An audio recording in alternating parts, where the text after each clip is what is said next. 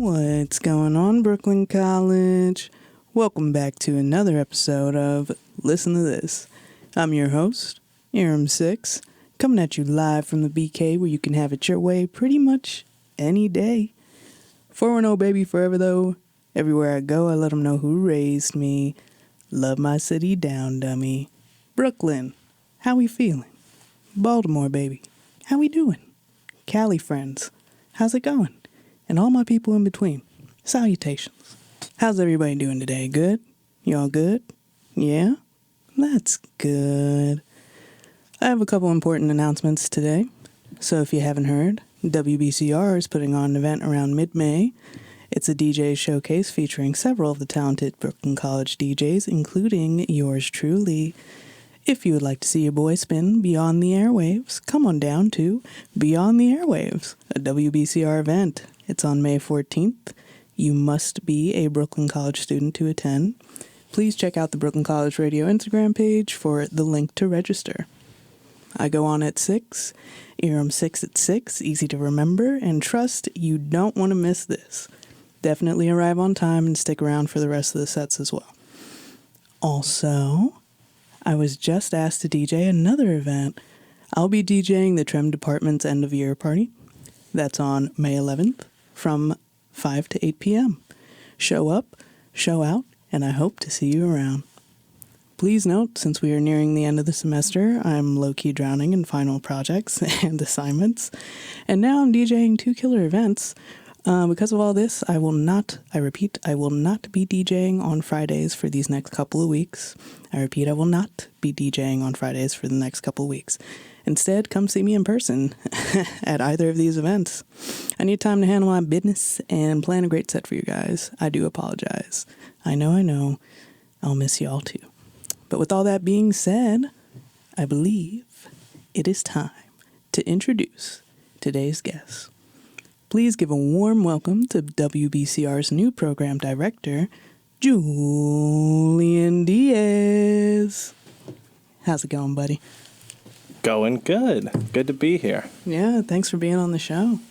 Yeah, I'm excited about it. I've heard a lot about it. I've listened to the last couple of episodes. Oh, thank you. Love your sets. Your sets are always great. Thank you. I appreciate that a lot, actually. Well, welcome. If you could please say a few words about yourself so the audience can get to know you. Sure. I'm Julian Diaz. As you said, I'm the new program director here, which came as a bit of a shock earlier than we thought. It was supposed to be starting in the fall, but here I am now, and honestly, I'm excited. I'm ready to go. Hell yeah. I'm a Trem major. Thank you. Thank you very much. I'll do my very best. The station needs a lot of work. I don't doubt you're up for it, though. We're all up for it. We're all passionate and ready to go. I'm a Trem major. Just started here this spring. That'd be my second degree. I have a bachelor's in communication. I was in the Air Force for 8 years. I know you're Navy. How long were you in again? A little over 4. A little over 4. Oh, okay, so Chair Force. Yeah, exactly. Got to. No. Thank you for your service, man. Oh, don't thank me. Thank my recruiter. Well, all right. Yeah. So, Trem major. Could you tell me a little bit about why you chose that path or what got you into it? No. Yes. I was like, oh, okay, show's over. No, so originally my plan was to come here for film. I was getting out of the military, which is a great story I could tell about that. Maybe a little too long for this, but basically, I was supposed to have done 10 years in the military, but around the 7-year mark, I noticed a little bit of a discrepancy in my paperwork, and actually, wrongly, the Air Force thought I was getting out in 8 years, so at the end of 2025.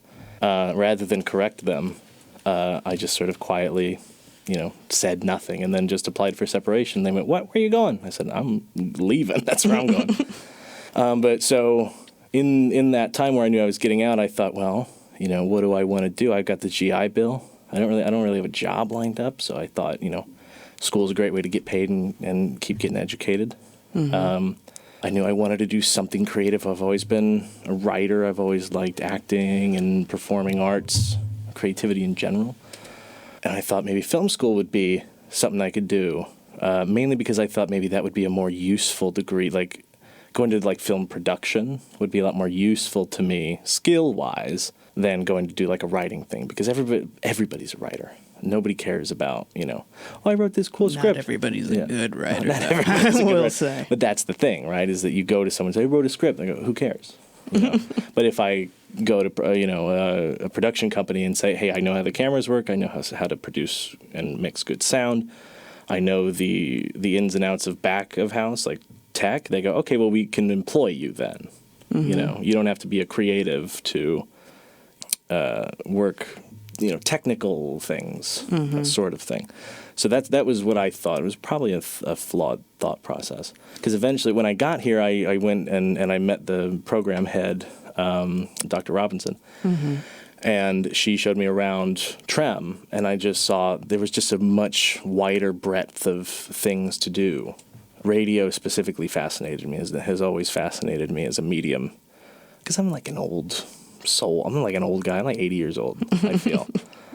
But radio has always fascinated me, and I thought, well, that would be maybe something interesting I could work on. And TREM, within it, there's all kinds of stuff. There's TV, there's radio, there's also writing as a part of it. Like I'm taking a writing class now as part of my program. And so I thought there's just more to do. So I decided I'm going to do TREM. I kicked film aside and said I'm going to do TREM because there's a lot more for me in there. Right on.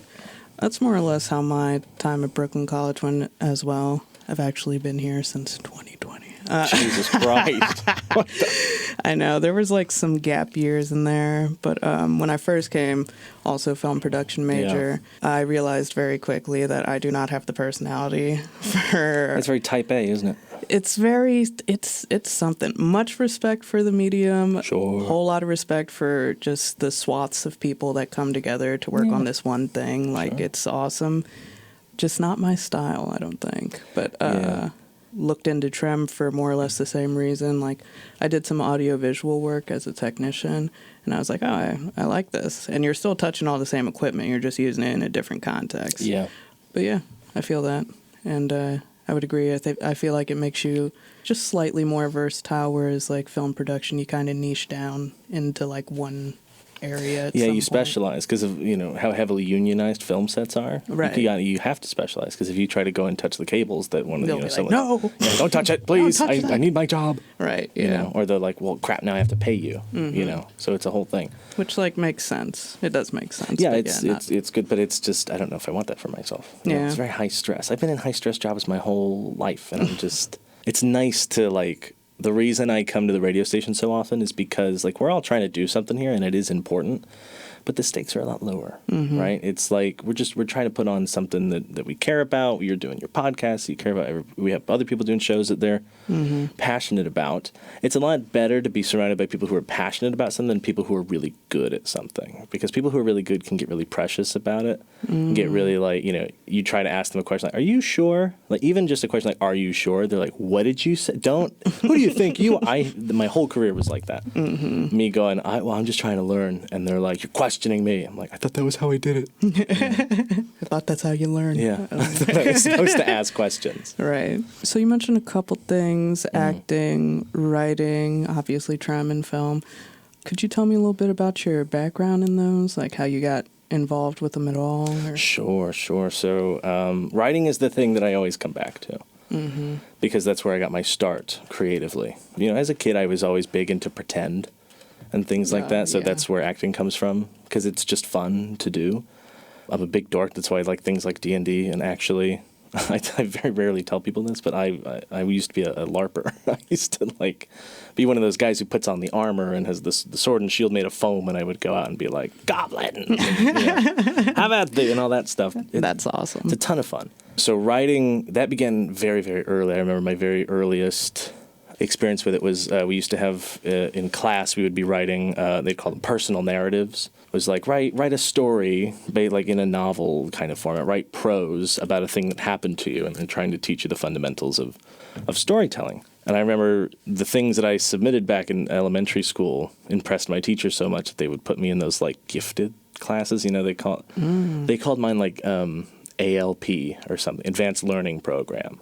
And so they put me in this one that was specifically for English or in language skills, because they're like you're a good writer, like you have a grasp of this. And then later on in my life, I was dating this girl in high school, and she was in a creative writing class, and it just hadn't occurred to me to do anything like that. And she showed me something she'd written, and I read it, and I was like, "You made this?" Like, you know, had always been into like reading novels and books like Harry Potter and the Percy Jackson series and all that stuff. Mm-hmm. And I was like, "Wait, you can just do this?" Like, it didn't occur to me that I could just put words on it, put words on a paper and go and be like one of those people who make a book that is loved by hundreds and thousands, millions even. But so she showed me that, and I was like, I could do that. Let me see. And then I went and I started writing this awful like fan fiction about a video game I played. That's where every great writer gets their start, man. I swear. But it wasn't like a fanfic. It wasn't like one of those weird, gross, erotic fan fictions of like, oh, it's me, and then the main character really loves me, and then we have sex. It wasn't one of those. It was like the video game was called Guild Wars 2. It was an MMO. And it was just, I would just write as like I had like a self-insert that was in there, was named something weird, but I was like, what if it was me in that world? And I wrote this, I swear to God, it was like 80 pages or something that I got done in like a month or so. That's awesome. Couldn't stop writing. Mm-hmm. And I never stopped from there. I started, you know, if you look in like my Google Drive or in my computer anywhere, there's like probably 10 or up to 20 just, you know, skeletons of novels and, you know, little corpses of things that I've abandoned in the past. I know the feeling. So I sort of am always writing. I got into acting around the same time in high school, where I did a lot of sports as a kid. Because my mom was like, you just got to do sports. You can't just sit around at home during summer. So she signed me up for literally every sport under the sun. I played soccer. I played flag football. I did baseball for a while. I did basketball. I was in swimming, and then I was in wrestling in high school, middle school and high school, because my brother did it. And I was like, I want to be like my brother. I'm going to do wrestling. And it's kind of cool to do a combat sport, and you look, you know, you think you're going to get a lot of girls that way. Older brother? Older brother, yeah. Well, I've got an older and a younger brother, but my older brother was the big athlete. Now he's an ER doctor. Oh, wow. So, yeah. Good on him. Yeah, great for him. But so about halfway through my second year in wrestling, I was like, I hate it here. I hate the people. They're mean. They're just like, I don't really care that much about wrestling. I don't, you know, like I just did it to impress my girlfriend, and, you know, we're already dating. So what's the issue, you know? And then I saw there were auditions for The Wizard of Oz going on, and I was like, I'm going to just try that. That sounds fun. I get to go, and I got a role as like a flying monkey in one of the scenes. I was in like one scene where I did like a flip off the stage. It was actually cool. But that kickstarted my acting, like theater acting career. I did a lot of career, like I'm a professional. In high school, I did a bunch of shows. I was in straight plays, but also musicals. Mostly musicals, because that's what everybody likes to put on and what people like to come see. Nobody wants to sit through a play nowadays. But I prefer to act in plays, because I can sing and I can dance, but not so much these days. I don't buy it. No. Karaoke. Oh, well, okay. I can sing. I can sing pretty well, but I don't. It's not my forte. But I did that all the way through the former half of my military career. I was doing acting and things, and then in the latter half, when I was an air traffic controller, I was a linguist first, and that gave me a lot of spare time. Because it was just like 9 to 5 working. Then I became an air traffic controller, and my schedule flip-flopped every week. And so half of my evenings were just not available. And so you can't go and audition for a local show because they need you in the evening to do things. But now that I'm away from all that, I find that, again, I'm back to writing. That's awesome. So I definitely have some questions. But first, I'm going to start with just like storytelling as like a medium as a whole. Yeah. What is it that you like about it, or what kept you going back to it? That's a very good question. I think, honestly, because I could sit here and do the philosophical thing about, like, it's great to create worlds and escape into a beautiful reality that I have wrought by my own hand, you know. But really what it is what it was always. When I was a kid, it was the first thing I wrote, that fan fiction thing, was because I wanted to be in the world. I wanted to be a part of the Guild Wars 2 world. I wanted to feel what it was like to be a little rogue character who works for a sneaky organization and meets interesting people and does, you know, has action, crazy things happen to him. And then, like, if you kind of look, every one of my earlier stories are just Like, you can tell the main character is just a self-insert of mine. Because I just want to be in there, and I can put myself in there. I have the power to put myself in a place I want to be, rather than going to school every day. Right, as opposed to like the constraints of real life sometimes. Yeah, exactly. The real world is boring. I mean, it's not boring, obviously, because everything that's fiction is drawn from reality.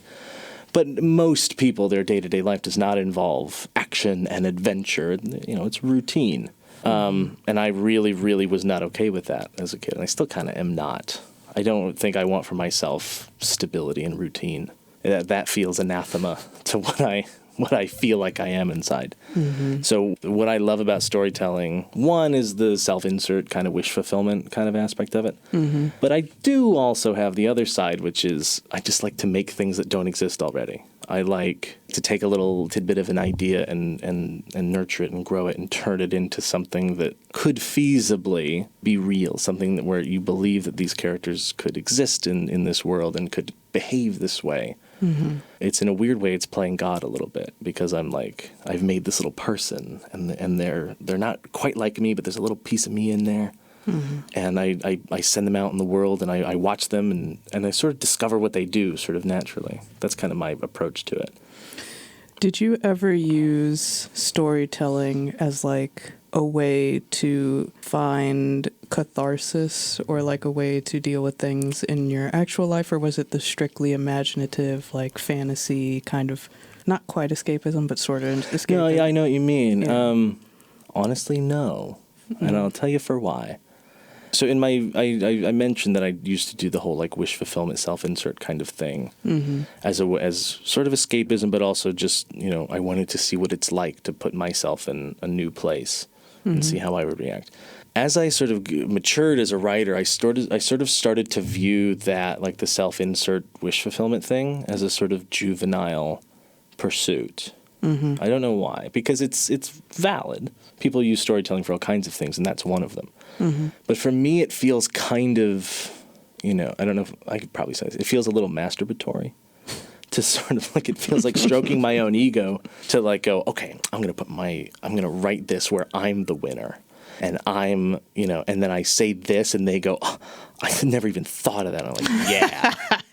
Yeah. And then I say this. It's like when, what's his name? Who wrote Good Will Hunting? Was it Matt Damon? Sure, let's go with that. Maybe. I'm probably totally wrong. But he wrote the movie, and he wrote himself as this, like, first of all, I'm like working class and I'm super hot and I get in a lot of fights and I drink beer with my friends, but I'm also just super smart. Like, I'm just, all these geniuses, they don't even know. Like, he just wrote this character, just this Mary Sue kind of, and don't get me wrong, Good Will Hunting's a great movie, but there's this scene where the guy, he goes up to the guy and he goes like, hey, do you like apples? And the guy goes, yeah. Like, why would he say yes to that? And he goes, well, I got a number. Well, how do you like them apples? And it's sort of, I'm like, I couldn't write a thing like that. Wow. Yeah. Wow. No, but like, you see that and you know that he wrote it and made himself be the guy. And you're like, you're just, you know, you're stroking the shaft, man. Like, it's not to be crass, but to me, it feels like that's not why I write. Like, I write because I had an idea. And I want to explore what that new reality looks like, but also because I'm, you know, I think you should write because you have something to say. Absolutely. You know, they always say, you know, the best writers have something to say. And I don't know if I yet have figured out what I have to say.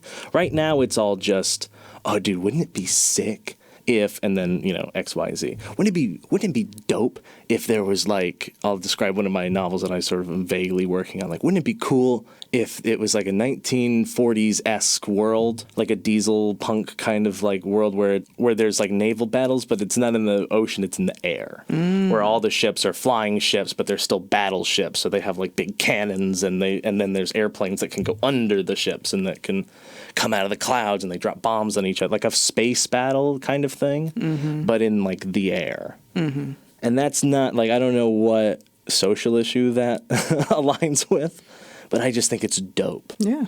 That's my whole thing. I get really bogged down. It's hard for me to appreciate deeper themes and symbolism in media. I'm just not that literate with it yet. I'm working on it. But to me, I'm just like, but is it sick, though? But is it, like, wicked dope? Like, if it's not like super freaking cool, I don't really care. Like, and honestly, that's valid too, because I think, like, for me, I love the deep stuff. I like, if the story doesn't make me feel or think on like a deeper level, or if it doesn't leave me kind of pondering something, then I'll probably be like, yeah, that was cool, and then forget about it. The ones that are most memorable to me are the ones that make me think a little bit, or they made me feel something.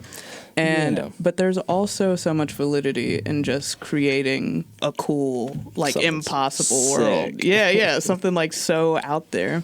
So I appreciate that perspective, honestly, because I think there's a lot of people like trying to be like fake deep about it now, and I'm like, yeah, that's the thing. I'm trying not to force it. I know I don't have a capacity for it yet, and I do actually view that as a shortcoming of mine. Like, you do have to have that skill set, because otherwise everything you make is going to be surface level and shallow. No, right. Yeah. And what I don't mean is, like, I want something that it's like, I hate the Fast and the Furious movies, because those are shallow. That is like the kids pool. Like, dude, like, it's nothing. It doesn't even go up to your ankles. But that is also kind of the, like, you don't go there for depth. You go there for the action, for the family, for But for the cars. That's the thing, though, is that I kind of can't enjoy just pure spectacle, right, without a little substance. No, yeah, exactly. Like one of the, you're not in my 1165 class, but you've taken 1165. I have taken with Dunphy. Not with Dunphy. Not with Dunphy. Did they make you watch Gattaca? No. No, there's a movie called Gattaca, and it's about this world where they figured out how to, like, perfectly genetically engineer people, so that, like, before kids are even born, they're like, okay, we're going to take out all of the things that make them, you know, at risk for mental health issues, physical health issues, everything. We just make them perfect. And then society is split between valids and invalids, which is like people who weren't test tube babies, who are like low-class citizens, versus people who are genetically engineered. They're valids, right? It's a great movie. Humans. Yeah, GMO humans, exactly. It's about like eugenics and all this stuff. And it's a great movie on its face, but then when we went in to talk about it and all this symbolism that was going on in it, they showed this picture. There was like, okay, look at this frame. What do you guys see here? And it was a picture, it was like a bird's eye view, top down of an ocean. You could see the reflection of the moon in the water. And you could see these two guys swimming. They were having a race in the ocean. And I just thought, oh, what a cool shot. That's a beautifully composed, like, it's almost like a painting. And I was like, that's cool. But then my professor, Dunphy, he goes, what's the moon? I'm like, what's the moon? What are you talking about? There's always symbolism. Yeah, he goes, it's an egg. An egg? He's like, yeah. And what about the swimmers? They're the sperm. And I was like, go away. Sometimes I get exhausted by it, mostly because I don't get it, and I know that if that is like a thing that is going to stop me from being really, really good at writing.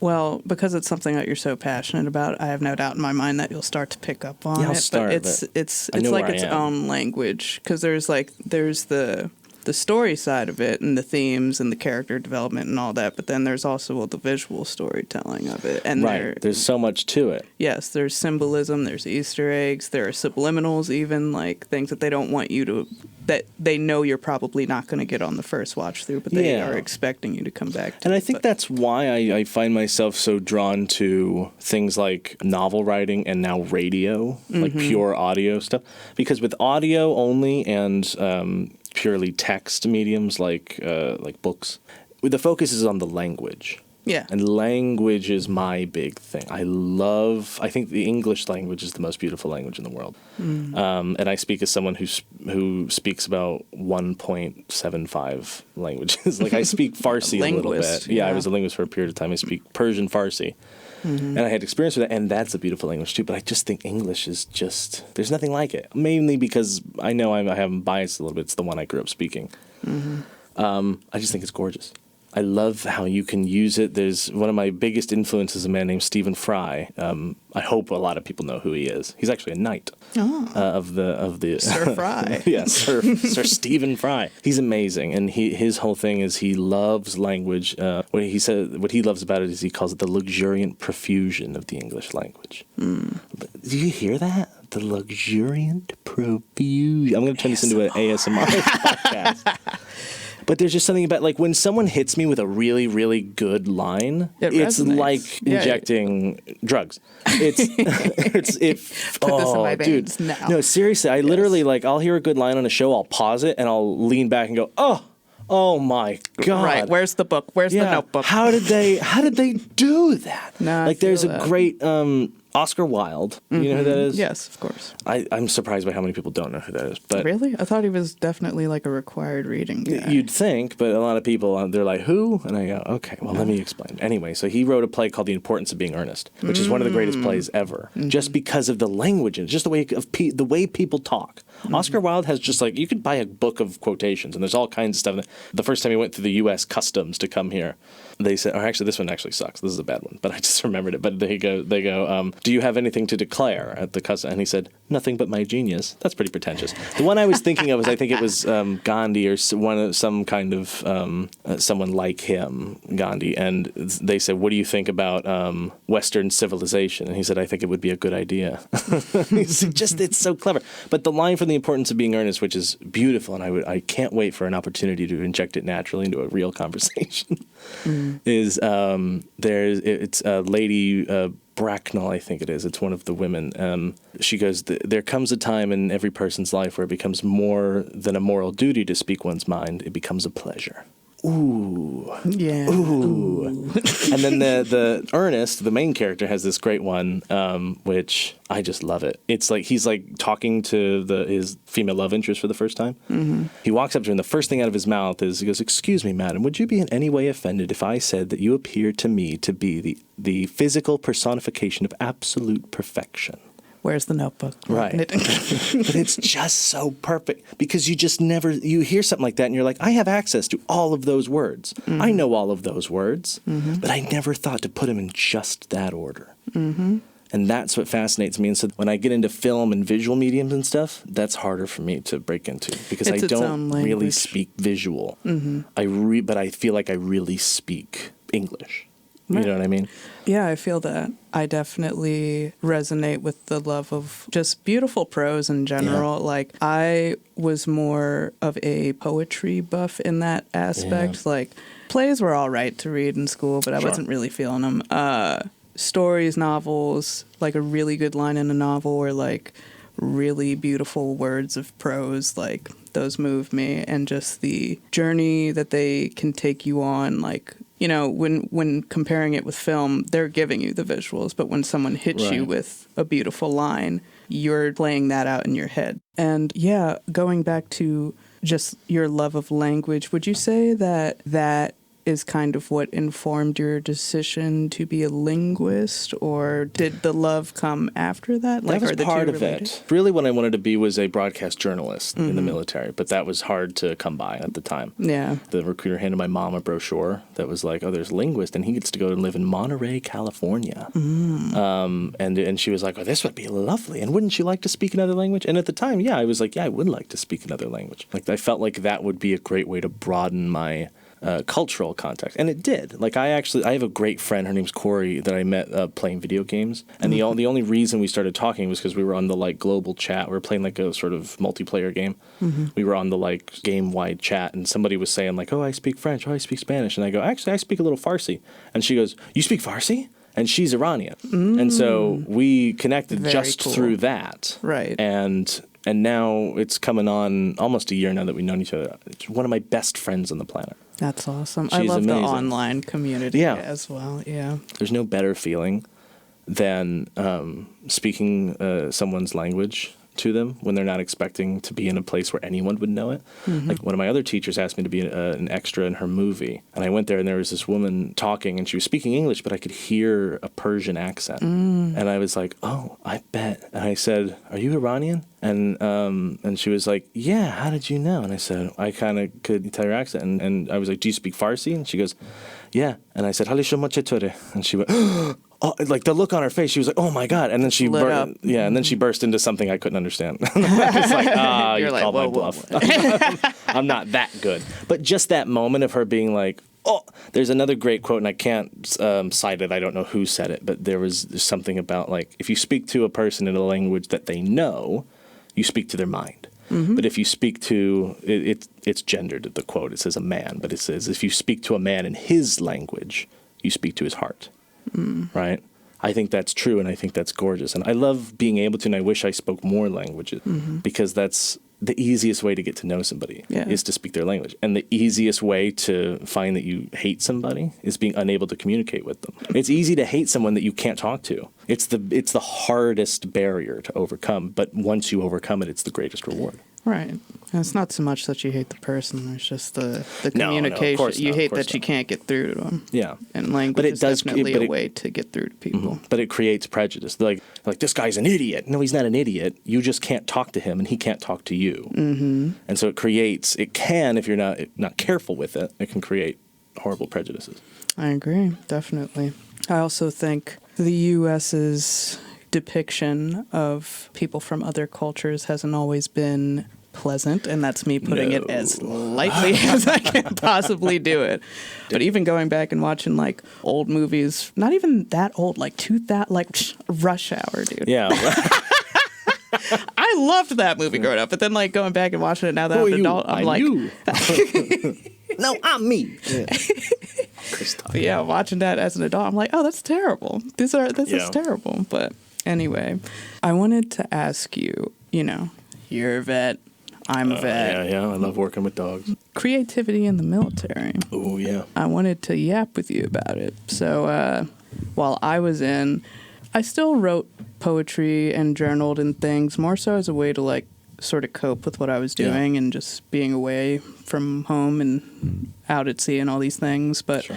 I had a really hard time keeping up with like my world building and like Sure. just the more in-depth creative things and like fleshing out characters. There's also a graveyard of like unfinished stories. We've all got that. Right. We've all yeah. got it. And I think maybe that's because like multiple things. Like I feel like in order to do that, at least for me, the way that I approach it, you kind of have to be in touch with like your emotions. But the military is not always the place to do that. And then there's also you're tired. You're just tired from doing all of the labor. Yeah, like I said, my schedule did not allow for me to do acting. Right. Yeah. And like between like drills, maintenance, ship movements, all these different things, like I just a lot. was so tired that I just had a hard time like tapping into my creativity. Yeah. And I was just wondering if you ever experienced that or if the military affected your creativity at all. And if so, in what way? Well, it did and it didn't. The great thing about writing, I find, Dave Chappelle said this, but I think he was quoting somebody, so I don't know the original. But he said something very profound about comedy. Dave Chappelle. I love Dave Chappelle so much. I wish he would shut up about all the trans stuff. Like, okay, people didn't like it. Move on. Like, stop talking about it. Anyway, he said something very profound, which was that he said of comedy, comedy is the only job in the world where you can use everything you know. I think he was only half right, and that really what the answer is that that's writing. Writing is the job that you can use everything you know. Because you can write about whatever you want. They say write what you know, right? Write about things that are familiar to you. But if you can only write about things that you know about, then you can't I can't personally write about a murder. I don't know about you. I wouldn't be able to write about a murder or about a war in a world where ships can fly. Fly in the area. Or about, people write about werewolves and vampires that don't, But so everything in my life informs me creatively. So the military did two things. It did limit my ability to be creative in some ways. One of those ways is the scheduling. It made it difficult for me to do acting because acting is one of those things that logistically you need to be available for months at a time if you're going to do like a stage play or a musical.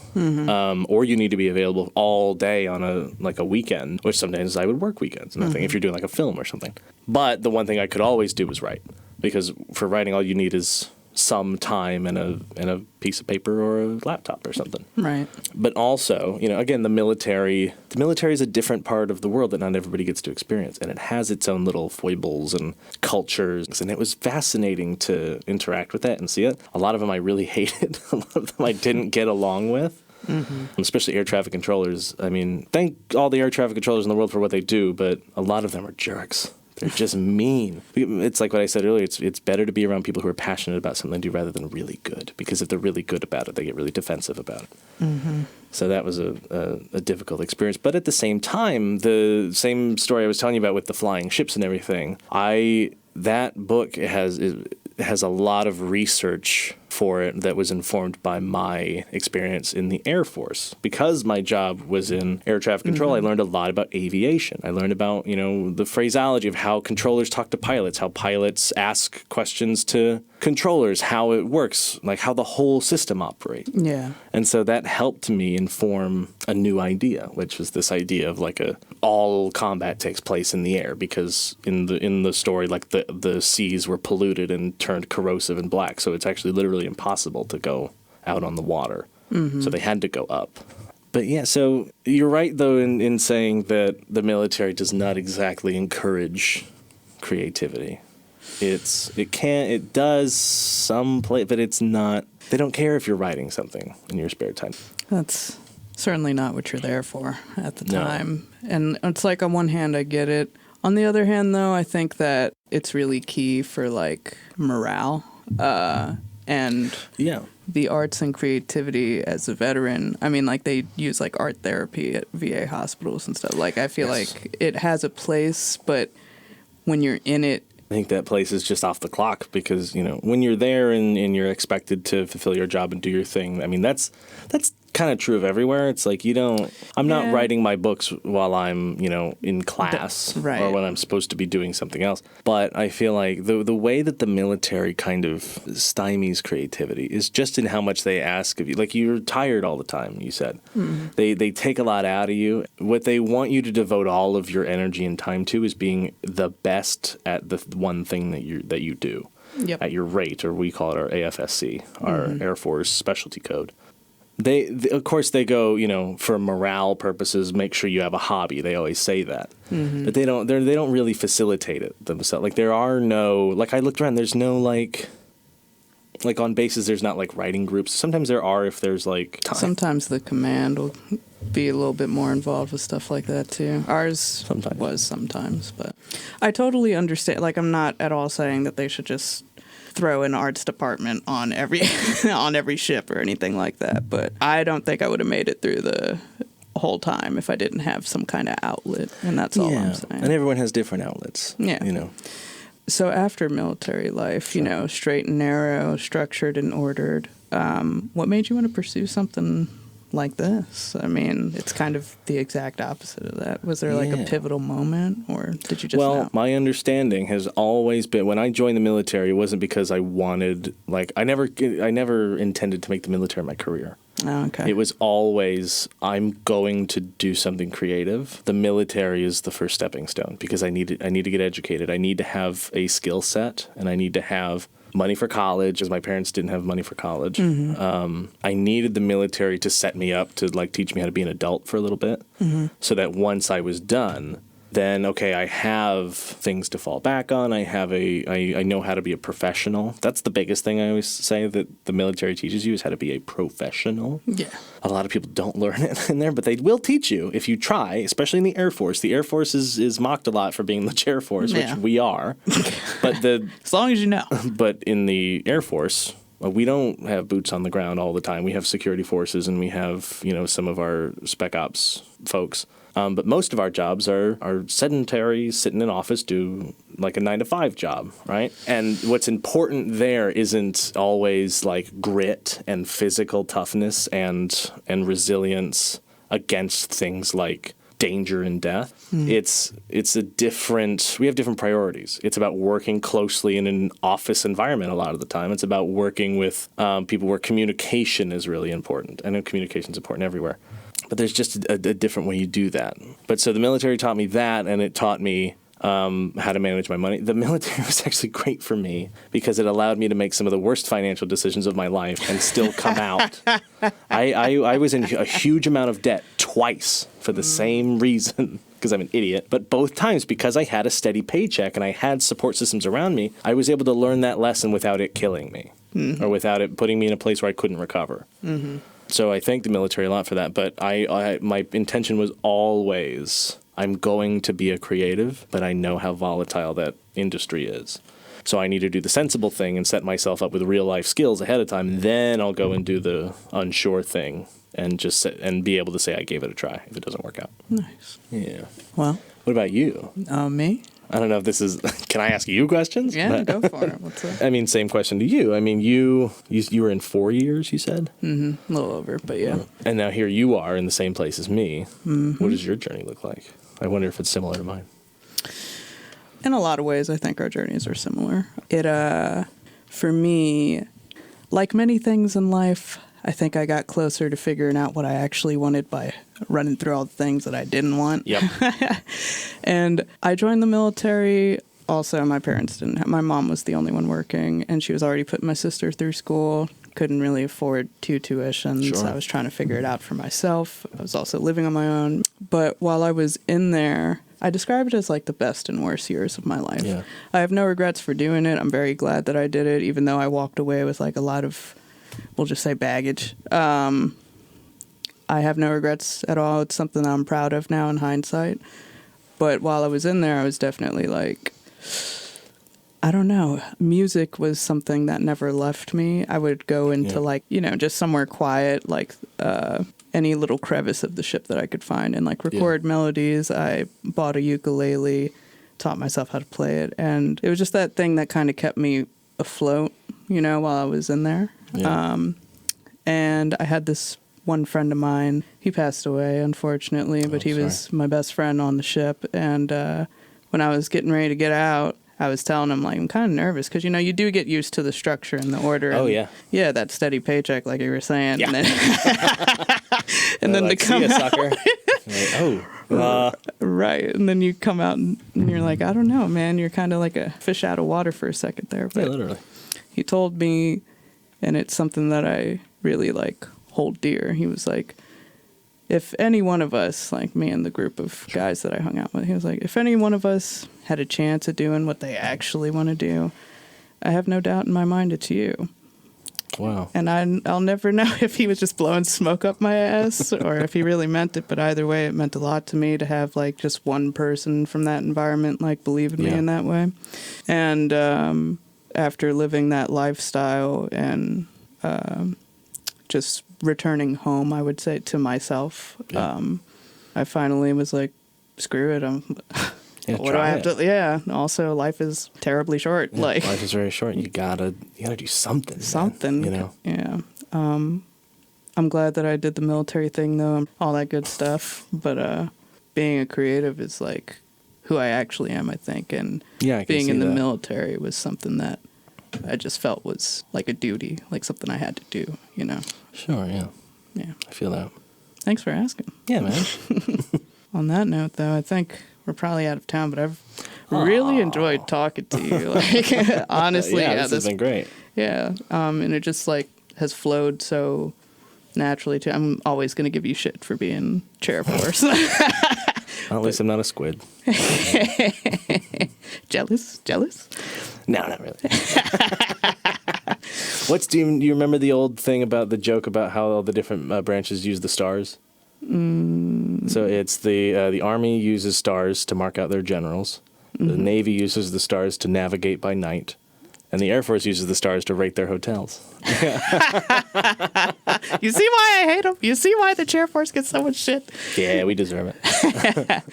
Well, on that note, man, any words or anything that you want people to walk away with from this episode? I'll say something that I probably wished to have had someone say to me early on. And it's, you need to recognize the things in your life that are important to you, and you need to make your life revolve around those things. 100%. And whatever it is, like whatever the thing is that you can't stop thinking about, that's the thing you love, and that's the thing you have to really put all your energy into. Like, I keep coming back to writing because I can't help it, because I always want to do it, and so I know that's my path forward. Mm-hmm. If I try to deviate from that path, I'll be miserable. I know that now. I wish I had sometimes I regret, but then I think more pragmatically about it. Sometimes I regret joining the military as early as I did, because I wish I had given creativity a real shot, like just keep doing it from high school and just go. I wish I didn't take such a big break. But I don't regret my military service. I think it was good. Yeah. I think life has a way of always spitting you out where you're supposed to be. maybe not where you Yeah. want to be, but I think that all the experience adds up to the You learn the grand most sum. about life when it just kicks you in the balls, and it's just like, okay, that's Also, what it's like. look at it this way. Personally, I feel like when you live a little bit more life and then go to the creative things, Yeah. you're much stronger. I think you have a little bit more to say Yeah. than if you're just kind of in there and you're sort of trying to sound like people you admire, Mm-hmm. you know? Art is just about life, and if you live more life, you do better art. That's how Absolutely. it goes. Anywhere you want people to find you. Brooklyn College radio station. I'm on no social medias. I'm on no, look at me, social medias, like I'm 80 years old. No, I'm not on social. I don't have a big online presence, but if you want to talk to me, if you want to meet me, if you want to come see what we're up to here at Brooklyn College Radio, come find me at Whitehead Hall, 3rd floor. You'll see the big on-air sign out in the hallway. Come in and say hi. All right. And this has been another episode of Listen to This. Thank you so much for tuning in. Oh, that's a good one. Ooh, that was fun. That went by a lot quicker than I thought.